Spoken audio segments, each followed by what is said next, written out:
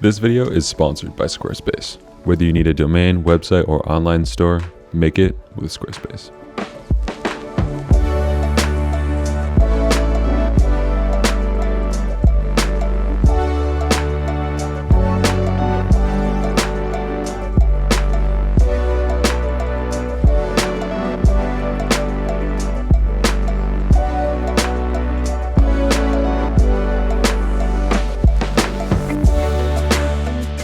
What is going on, everyone? Welcome back to a new YouTube video. As you guys can see, we're here in Venice Beach. I'm here with Eric Floberg, another photographer as well as a YouTuber, so definitely go check out his channel as well as his photos as well. I'll link that down below. But essentially, we're going to be comparing the Fuji X100V to the Canon 5D Mark IV, and you're primarily a Canon shooter. Yep.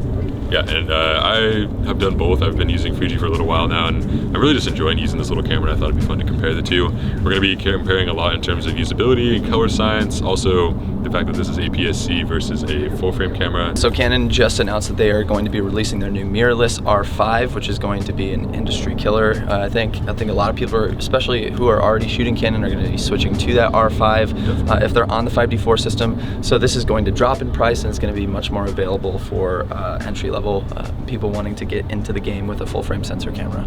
So with these two brands, Fuji and Canon, these are two of the most popular cameras I would say that they sell. This especially because it's so light, compact, and this new model now has a flip screen, which is kind of cool, and it has a nice EVF inside. And obviously the Canon 5D Mark IV is pretty much the OG workhorse of just DSLRs in general. If you've owned any sort of 5D camera, you know what we're talking about when we say it's pretty much indestructible, and it just works always. So we're gonna be messing around with that. I'm also gonna switch cameras with Eric about halfway through the shoot just to show you guys like what his thoughts are shooting with Fuji, and then also I kind of want to compare just going back to a 5D Mark IV, which I haven't used probably in a little over a year now, I would say. So we're just gonna walk around, take some cool photos, and give you guys our thoughts as we go.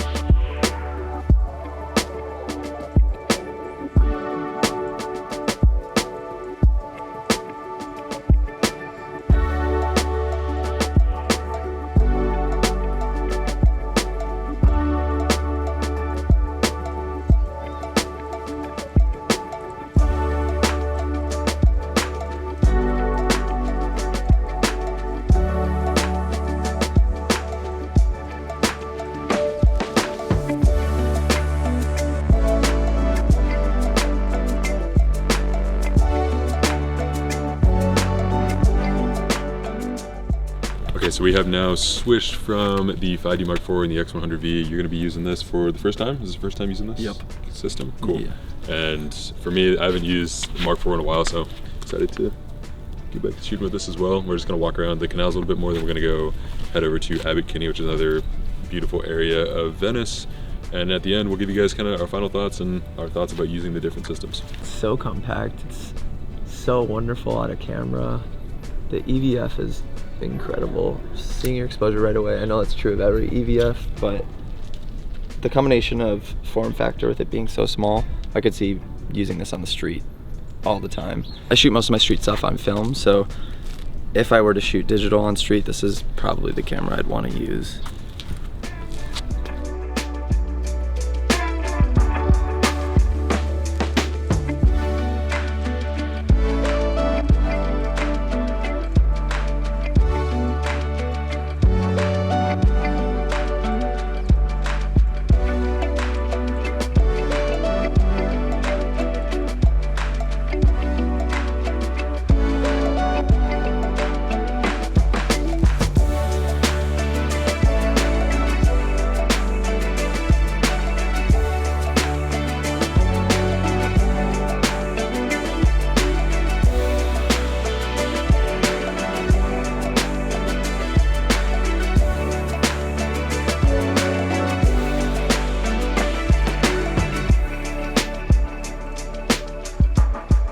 So we're taking a portrait of Allegro right now with the two different cameras just to kind of test out what the depth of field looks like on this aps-c sensor versus the full frame sensor.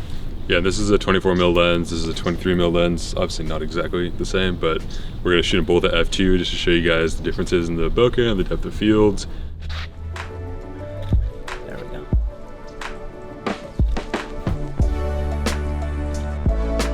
Yeah, you can definitely tell the difference, the size of image. Yeah. Yeah, the fall off is actually really good there. Yeah, it's nice. It almost has like an anamorphic quality. It's nice, yeah. It's really clean. I would say the colors too, like if we brighten these up to the same amount, like we'll definitely see a... Yeah, sorry, I underexposed. No, you're fine. We'll see a difference for sure, which is cool. Yeah. I was trying to say those highlights, you know.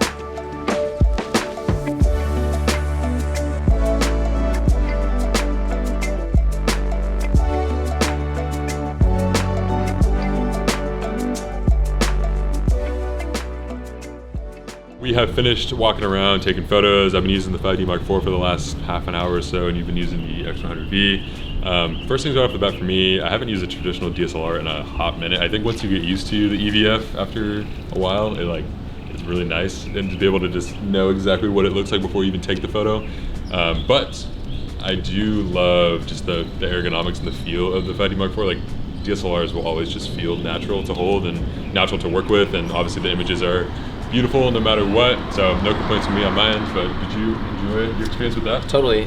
Reminds me a lot of, I have a Leica M6 35mm film camera. Yep. The compact form factor. I do wish there was a bit more of a grip here. Me too. It kind of doesn't make sense to me that there's a ridge here when there's like really kind of nothing to even hold on to. Totally. I like holding onto a camera like that every once in a while. From what it seems like, colors straight out of camera are looking amazing on this. I'm really impressed by the depth of field. That portrait we took of Allegro was really nice. The EVF spoils you when you're used to shooting with the DSLR. 100%, yeah. I think the only thing I've noticed with friends that shoot with EVF, especially me being a wedding photographer, running and gunning a lot, you might not be paying attention to how slow your shutter is, and all of a sudden you're like shooting blurry photos just because it looks exposed. Yeah, absolutely. So that's the only hesitation I have towards it. Other than that, it's like, yeah, I want it. I think too, like the differences between these in terms of like what you would use them for are probably pretty different. But all in all, like just the experiences of shooting with the cameras, I think are what make them stand out in their like specific fields. You know, you got the 5D Mark IV, which is a workhorse. So then you also have this camera as well, which is a great camera to document your life with. So, you know, take all this with a grain of salt and just choose which camera might be the best for you. But thanks so much for shooting around. Yeah, of course. Thanks. Had a blast. Definitely go check out Eric's channel. We're going to be doing a video for his channel as well. But yeah, we're going to get some breakfast. Let's do it. Thanks again to our sponsor, which is Squarespace, for sponsoring today's video. If you guys are looking to create a custom website from scratch without all of the coding and hassles that come with it, Squarespace is by far the best choice out there to make a beautiful website. They have easy to use templates which make creating a beautiful theme that much easier, 24/7 customer support for all of your questions, and tons of design and layout options to really make your website stand out. With it now being 2020, I think it is the perfect time, if you haven't already, to make your own photography website to be able to display your work in a professional way. If you guys want to check out the link in the description, you can receive 10% off your first website or domain purchase. Thank you so much for watching, guys, as always, and we will see you in the next one.